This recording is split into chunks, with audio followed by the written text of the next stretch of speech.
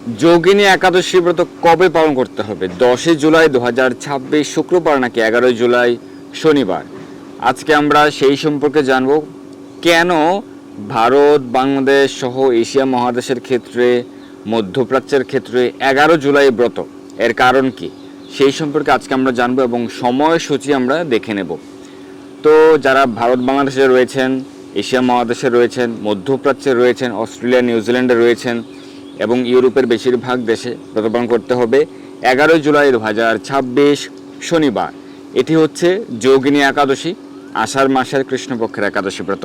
আমরা গত আলোচনায় এই একাদশী ব্রতের মাহাত্ম্য সম্পর্কে আলোচনা করেছিলাম এবং কোন স্থানে, সারা পৃথিবীর সাপেক্ষে কোন স্থানে কোন দিন ব্রত এবং সারা বিশ্বের পালনের সময়সূচি আমাদের গত আলোচনায় দেওয়া হয়েছে।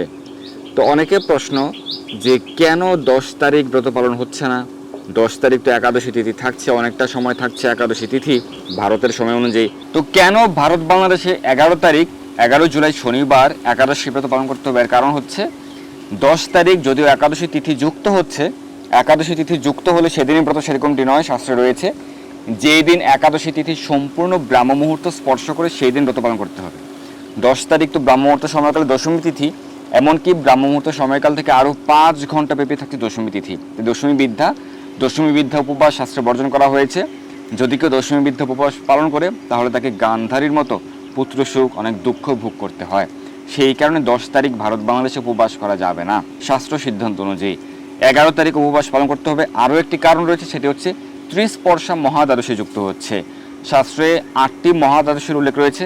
এর মধ্যে এই যোগিনী একাদশীতে ভারত বাংলাদেশের ক্ষেত্রে, বিশেষ করে এশিয়া মহাদেশের ক্ষেত্রে বেশিরভাগ স্থানেই ত্রিস্পর্শা মহাদ্বাদশী যুক্ত হচ্ছে। ত্রিস্পর্শা মহাদ্বাদশী কি?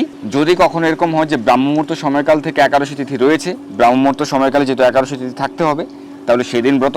তো ব্রাহ্ম মুহূর্ত সময়কালে একাদশী তিথি রয়েছে এবং এর কিছু সময় পর দ্বাদশী তিথি যুক্ত হচ্ছে।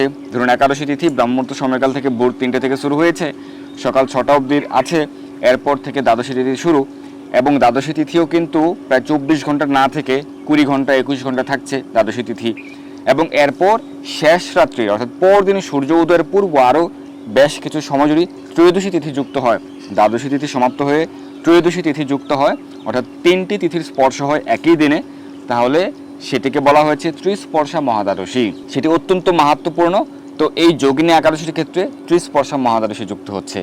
কেন যুক্ত হচ্ছে, কিভাবে যুক্ত হচ্ছে, সেই সময়সূচি, দশমী বিদ্যা হচ্ছে কিনা সেই সময়সূচি চলুন আমরা জেনে নেই। প্রথমে আমরা দেখব যে আসলে দশমী বিদ্যা হচ্ছে কিনা।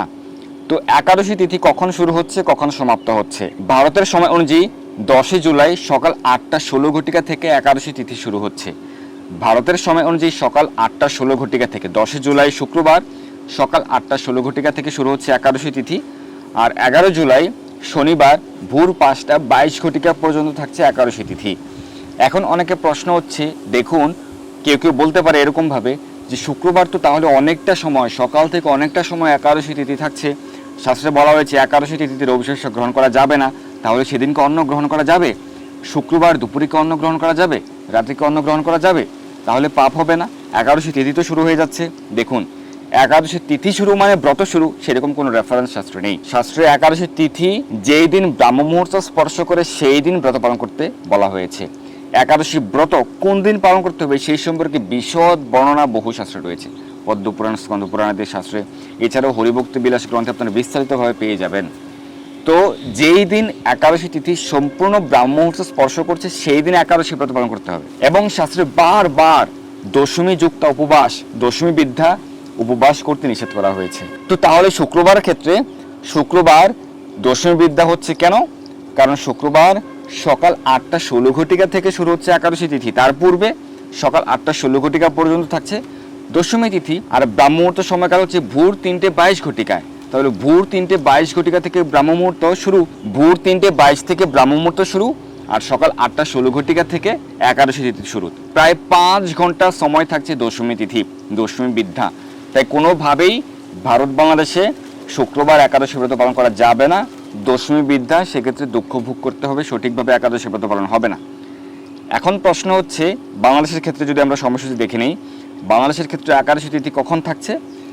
শুক্রবার 10 জুলাই সকাল 8টা 46 ঘটিকা থেকে শুরু হচ্ছে একাদশী তিথি এবং সেটি পরদিন শনিবার ভোর 5টা 52 ঘটিকা পর্যন্ত থাকছে একাদশী তিথি এবং ব্রাহ্ম মুহূর্ত সময়কাল ভোর 3:42 ঘটিকায়, তাহলেও প্রায় 5 ঘন্টা সময় থাকছে দশমী তিথি। শুক্রবার প্রায় 5 ঘন্টা সময়, দশমী বিদ্যা হচ্ছে বাংলাদেশেও, তাই শুক্রবার ব্রত পালন করা যাবে না।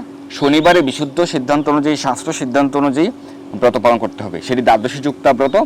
অবশ্যই দশমী বিদ্যা উপবাস শাস্ত্রে বর্জন করা হয়েছে, আর দ্বাদশী যুক্ত উপবাসকে অনেক বেশি মহিমান্বিত করা হয়েছে। তাই কোনোভাবেই ভারত বাংলাদেশে, এশিয়া মহাদেশে শুক্রবার ব্রত পালন করা যাবে না। এখন প্রশ্ন হচ্ছে মহাদ্বাদশী যুক্ত হচ্ছে কিনা। মহাদ্বাদশীর ক্ষেত্রে ত্রিস্পর্শ মহাদ্বাদশী যুক্ত হচ্ছে। আমরা বলেছিলাম ত্রিস্পর্শ মহাদ্বাদশী কাকে বলে আর কি শর্ত।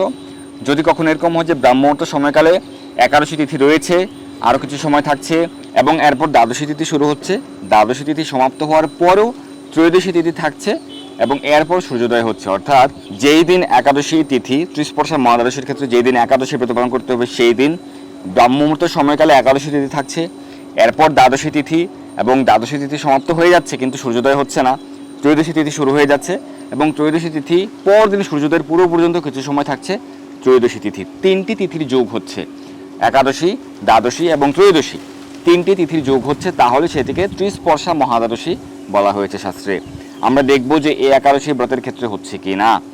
11 জুলাই ব্রাহ্মমুহূর্ত সময়কালে কিন্তু একাদশী তিথি থাকছে ভোর 5:22 ঘটিকা পর্যন্ত, ভারতের সময় অনুযায়ী ভোর 5:22 ঘটিকা পর্যন্ত থাকছে একাদশী তিথি ব্রাহ্মমুহূর্ত সময়কাল থেকে, এবং এরপর প্রায় 20 ঘন্টা 40 মিনিটের মতো থাকছে দ্বাদশী তিথি রাত্রি 2:04 ঘটিকা পর্যন্ত, রাত্রি 2:04 ঘটিকা পর্যন্ত থাকছে দ্বাদশী তিথি। এরপর ত্রয়োদশী তিথি যুক্ত হচ্ছে, তো ত্রয়োদশী তিথি কিন্তু এরপর থাকছে প্রায় 3 ঘন্টা সময় পর্যন্ত থাকছে ত্রয়োদশী তিথি, পরদিন সূর্যোদয়ের পূর্ব পর্যন্ত প্রায় 3 ঘন্টা সময় থাকছে ত্রয়োদশী তিথি। তো সেই কারণে একই দিনে একাদশী, দ্বাদশী এবং ত্রয়োদশী যুক্ত হচ্ছে। আমাদের শাস্ত্র সিদ্ধান্ত অনুযায়ী কিন্তু রাত 12টা মান্য করা হয় না, আমাদের শাস্ত্র সিদ্ধান্ত অনুযায়ী দিনের শুরু হয় সূর্যোদয় থেকে। তাই পরদিন সূর্যোদয়ের পূর্ব অবধি 3টি তিথি যুক্ত হচ্ছে, একাদশী, দ্বাদশী প্রায় 20 ঘন্টা 40 মিনিটের মতো এবং ত্রয়োদশী তিথি। তো একই দিনে 3টি তিথির স্পর্শ হলে ত্রিস্পর্শা মহাদ্বাদশী। তো সেই কারণে ব্রত পালন করতে হবে 11 জুলাই 2026 শনিবার। অবশ্যই দশমী বিদ্ধ উপবাস করা যাবে না, এটি একটি কারণ, তাই 10 তারিখ উপবাস হচ্ছে না। দ্বিতীয় কারণ হচ্ছে ত্রিস্পর্শা মহাদ্বাদশী যুক্ত হচ্ছে, সেটা অনেক বেশি মাহাত্ম্যপূর্ণ। আপনারা ত্রিস্পর্শা মহাদ্বাদশীর ফল আপনার ত্রিস্পর্শা মহাদ্বাদশী যুক্তা যোগিনী একাদশী ব্রত পালন করবেন, তাই ত্রিস্পর্শা মহাদ্বাদশীর ফলপ্রাপ্ত হবেন, যোগিনী একাদশী ব্রতের ফলপ্রাপ্ত হবেন। তো অত্যন্ত মাহাত্ম্যপূর্ণ, আপনারা সকলেই সঠিক দিনে সঠিকভাবে এই যোগিনী একাদশী ব্রত পালন করবেন। ভারত বাংলাদেশের ক্ষেত্রে, এশিয়া মহাদেশের ক্ষেত্রে, মধ্যপ্রাচ্যের ক্ষেত্রে, অস্ট্রেলিয়া, নিউজিল্যান্ডে, ইউরোপের বেশিরভাগ দেশেই ব্রত পালন করতে হবে 11 জুলাই 2026 যোগিনী একাদশী ব্রত। আমরা জেনে গেলাম যে কেন ভারত বাংলাদেশে শুক্রবার ব্রত পালন না করে 11 তারিখ শনিবার ব্রত পালন করতে হচ্ছে। আপনাদের জন্য একটি বিশেষ সুখবর রয়েছে। আসন্ন রথযাত্রা মহোৎসব উপলক্ষে শ্রীধাম মায়াপুর থেকে শ্রীমদ্ ভাগবত মহাপুরাণের উপর বিশেষ ডিসকাউন্ট চলছে, আপনারা খুব দ্রুত সংগ্রহ করুন। অনেক ভক্তরা সংগ্রহ করছেন। শ্রীমদ্ ভাগবতের নর্মাল যে দক্ষিণা মূল্য রয়েছে 8,500 রুপিয়া, 8,500 টাকা থেকে 1,000 টাকা ডিসকাউন্ট করা হয়েছে মাত্র 7,500, এবং all India courier charge free রয়েছে। পুরো ভারতে শ্রীমদ্ ভাগবতের 12টি স্কন্ধ, 18টি খণ্ড, 20 কিলো ওয়েট রয়েছে, 18,000 শ্লোক, 20 কিলো ওয়েট রয়েছে 18টি খণ্ডে, 20 কিলো ওয়েট ফুল বক্স পুরো সেট মাত্র 7,500 রুপিয়া, 1,000 টাকা ডিসকাউন্টে মাত্র 7,500, এবং সেই 20 কিলো ওয়েটের যে কুরিয়ার চার্জ সেটি ফ্রি রয়েছে অল ইন্ডিয়াতে। এছাড়াও যারা আমার পক্ষ থেকে সংগ্রহ করছেন, আমার কাছ থেকে, আমার পক্ষ থেকে বিশেষ উপহার থাকছে, গিফট থাকছে, 1,000 টাকা সমমূল্যের গ্রন্থ উপহার হিসেবে থাকছে। চৈতন্য ভাগবত, চৈতন্য মঙ্গল, চৈতন্য মহাপ্রভুর শিক্ষা, কুন্তী দেবীর শিক্ষা, কপিল মুনির শিক্ষা এবং প্রভুপাদ, 6টি গ্রন্থ 1,000 টাকা সমমূল্যের গ্রন্থ উপহার হিসেবে থাকছে। তাই আপনারা খুব দ্রুত এই হোয়াটসঅ্যাপ নম্বরে যোগাযোগ করুন। অনেক ভক্তরা সংগ্রহ করছেন সীমিত সময়ের জন্য এই বিশেষ ডিসকাউন্ট। যদি কেউ একসঙ্গে পুরো পেমেন্ট করতে না পারেন, সকলের সক্ষমতা থাকবে না, এটি স্বাভাবিক, সেক্ষেত্রে 2 মাসের ইনস্টলমেন্ট কিস্তি সুবিধা রয়েছে, আপনারা আমাদের এই নম্বরে যোগাযোগ করুন। এছাড়াও অন্যান্য গ্রন্থ সংগ্রহ করতে বা তিলক, তুলসী, কণ্ঠীমালা, জপমালা সংগ্রহ করতে আমাদের নম্বরে যোগাযোগ করুন। তো আপনারা সঠিক দিনে সঠিকভাবে পালন করুন যোগিনী একাদশী ব্রত। সকলের জয় হোক, ধন্যবাদ সবাইকে। হরে কৃষ্ণ।